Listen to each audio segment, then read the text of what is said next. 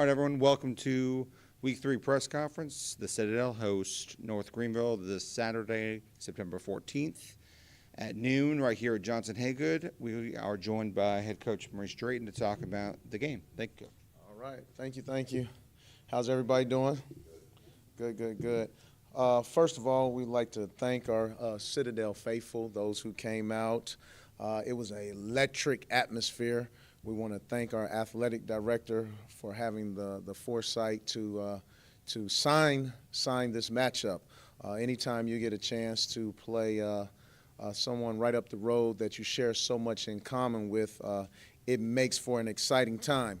I also want to thank my hometown of Moncks Corner, South Carolina, where the men, led by Clifford Chapman of the Masonic Lodge 323, they held a tailgate with 4 different child entities where they were able to bring young men and women to games to experience their first college football game.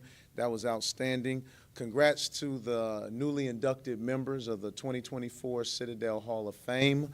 In addition to that, congratulations to South Carolina State on the victory. Sunday morning, I was sitting talking with my daughter, and it was a tough weekend for the Drayton household. My son, who's a equipment manager at a college in state, they lost on the last-second touchdown. My daughter, who plays soccer, her soccer team lost, and they lost to a team that they probably should have beat. They had the opportunity to beat, and I missed it because it was Friday night. We were with our team. She was telling me that she was like, "Daddy, we played so uncharacteristic. My teammates played uncharacteristic. They did uncharacteristic things." And she, post-game, received a lot of compliments. Compliments from parents, compliments from her teammates, compliments from the opposing team. She received compliments from the other team's coaches. And while being respectful, as we were recapping our games Sunday morning, she said, and I quote, "The people who say it doesn't matter if you win or lose, as long as you play hard, they're part of the problem, Daddy." She also said, "We don't want attaboys," or "it doesn't matter if you win or lose as long as you play hard and give effort." She said, "I don't like that."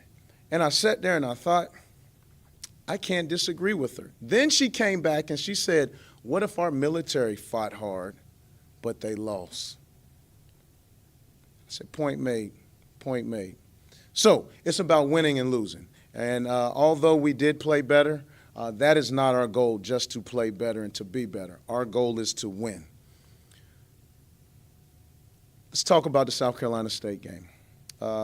You will always have a hard time to win a football game in the category of first downs. South Carolina State had 26, we had 10. When it comes to passing, completions, and attempts, they went 19 of 26. We went 13 of 22. Total offensive plays, which ties into the time of possession. They had 17 plays for 421 yards. We had 48 plays for 275 yards. Possession of time, they had 36 minutes. We had 23 minutes. And then third down conversions, they were 7 of 13, and we were 3 of 12. It will always be hard to win football games when those stat columns are lopsided. But having said all that, we had a chance to win on the final drive. So there's more out there for us to get, and we have to eliminate those things that kept us and that put us in that position. Let's talk about a few good things. Our freshman kick returner, Braylon Knopf. True freshman, yes, he's a knob, 120 in the barracks, 120 in the galleries, walking 120 on campus.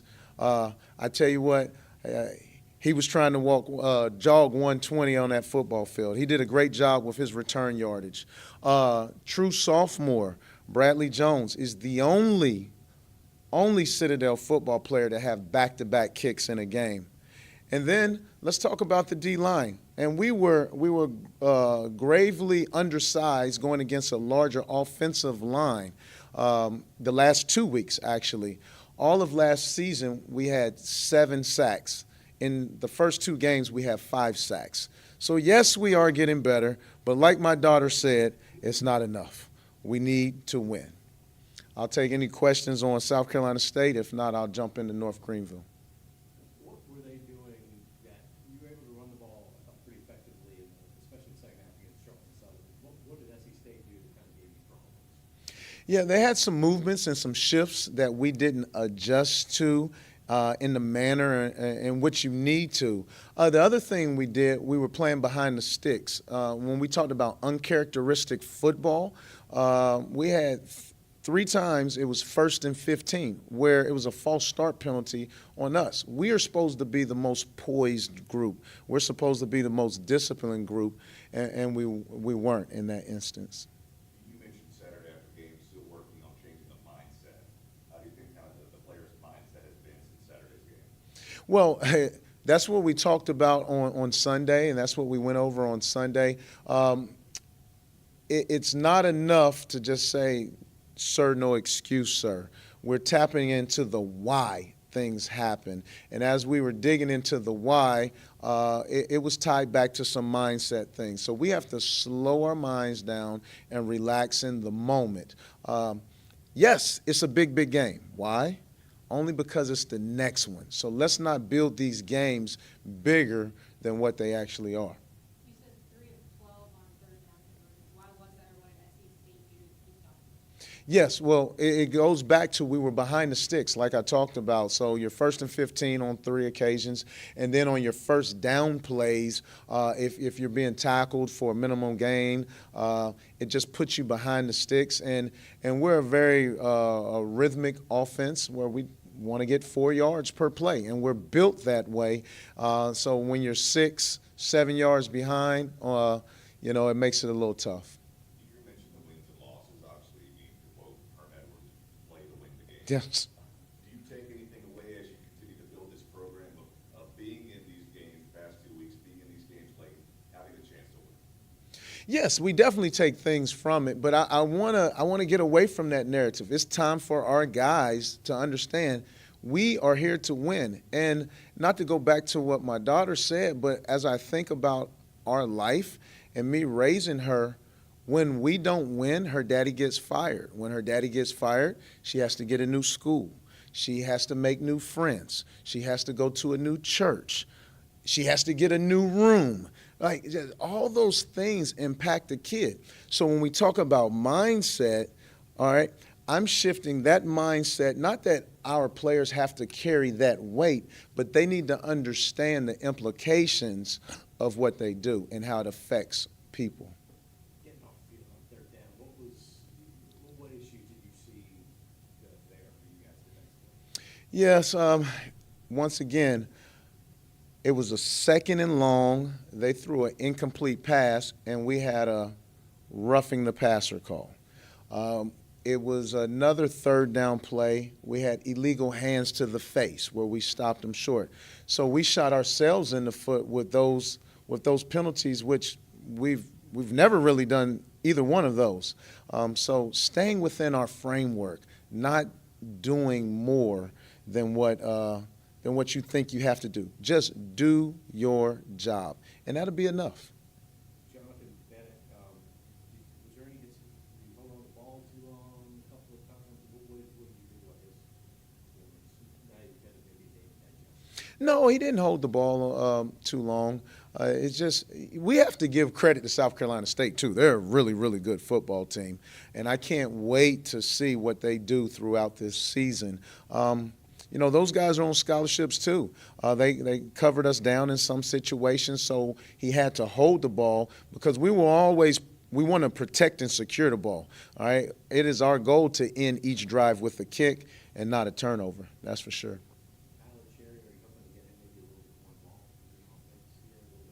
Yes. It was the same thing. While the game was going on, I looked up in the first quarter. The first time we got the ball, I believe it was like 7 minutes and 36 seconds on the clock.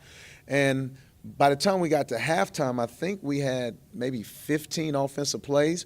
I'm looking at Coach Sands. I'm like, hey, we got to get these other backs in here. We have to do this. We have to do that. And he's like, Coach, we've had 15 plays. So we have to get off the field defensively so that we can get Tyler Cherry involved. We can get Johnny Crawford involved, Garrison Johnson, get those guys involved. On Saturday, after the game, we talked about Oh, it's so funny. You asked that. So on Sunday morning in our staff meeting, we're sitting around the table, and I spent most of Saturday night talking to some of my friends who are head coaches, coaches in the business, trying to figure out this miraculous formula on how to start fast. And I'm talking about from the high school level all the way to the pro level.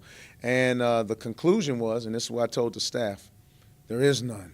Nobody had an answer for it. So we're going to continue to dig at the details. I have a few tricks up my sleeve, things I may do right before the game. Each group is different. Towards last year, towards the end of the season, we tapped into some things that kind of jump-started us, and we were able to come out the blocks pretty strong. So we're going to tap into our bag of tricks and see what we can come up with. Is this more of like a local team before, or are they more like quiet, lock in, or how is the locker room? It's so funny. This team is sort of like Rocky Balboa in Rocky 1, Rocky 2, and even into Rocky 3. All right, just follow me on this. Rocky was a puncher. He knew he was a tough guy, but he didn't have that belief that he could beat Apollo in 1, and that's why he got beat. Then in 2, right, he gets a little more, and he beats Apollo. Well, then it comes to Clubber Lang, and it's Rocky again. He just doesn't quite have that confidence yet. So what we have to get, we have to be Apollo when Apollo trained Rocky, and that's when Rocky had all the confidence, and he beat Clubber Lang. He beat Ivan Drago, and you know the story from there. Looking at this Saturday, how cool would it be to host a Citadel alum? It's very cool. Jeff Farrington is a good man and a great coach. He has been the head coach now 12 seasons at North Greenville. He was a defensive back here, graduate in 1982, played for Art Baker. He's had coaching stops at the Citadel, East Carolina, Florida State, Lenore Ryan, Presbyterian, ETSU, West Georgia, Furman. I mean, this guy's been around. He's seen it all. He's been at Mercer as well as VMI. I don't know why a Citadel grad would work for two of our rivals, VMI and Furman, but we won't hold that against him. This is a good team. They have 17 transfers. They lost a heartbreaker in overtime. Of those 17 transfers, they have one from Chattanooga. They have a guy from Georgia Southern, Sanford, Jacksonville State, South Carolina State, Gardner-Webb. The list goes on. And he has local flavor. I believe I've counted 8 guys on his roster who actually play that are from the Low Country, from Ashley Ridge High School, from Somerville High School, and Wando and Oceanside, I believe. And Goose Creek. Can't forget Goose Creek. It looks like their quarterback's got a dual threat, kind of what you've seen the past 2 weeks. Absolutely. That's the name of the game right now at our level. We have to have answers for the quarterback run. I feel confident in the plan that we have. I feel really good about that going forward. I don't like fast-forwarding my life because we only have so many days, but I'm ready to play now. I'm ready to play now. Let's play so we can get back in that that left-hand column. Do you want to get Jonathan Bennett more involved in the running game, or you don't want to put that kind of punishment on him? That's not punishment, you know what I mean? It's tackling. Well, we want to do what what the defense allows us to do. With every defense, there's an inherent weakness, right? And we want to attack where that weakness is. Going back to your Rocky analogy, you talk about belief. How do you get these guys to see the belief in themselves? Yeah, you put them in small battles in practice, in the meeting room, where they may be at a disadvantaged state, but they win, sort of like that father figure who's playing checkers against his son, and he sets it up like he's about to beat him, but at the end the father lets him win, or a foot race. We have to give them small wins so that they can believe. How do y'all look at this game in terms of maybe trying to build somebody? Well, this game is no different than any other game from the aspect of going in and having a game plan to win. Like I said, this is a very, very good football team. They have some talent sprinkled throughout their roster. We're not. I don't know if the question was going towards, hey, are we looking at this like we should win? Well, we should win every game, but we can't look past these guys. This is a good football team coming in here that can present a lot of problems to us. What about SC State? Is that series being planned to play in future years? Absolutely. We would love to continue a series. The problem you get into, we have future games already lined up. So if we get things moved around, that's a series we would love to play and go back and forth. You said Charleston Southern's another series you want to continue as well. Absolutely. We'd love to play Charleston Southern as well. I'm really excited about the FCS programs in this state with Furman and Wofford, ourselves, the scholarship FCS programs. I think we should name a mythical state champion, right? Yeah, you give the kids, the young men, something to play for, and I think once they have something to play for, that gives them belief too. No, we appreciate it. All right, thank you. Appreciate it.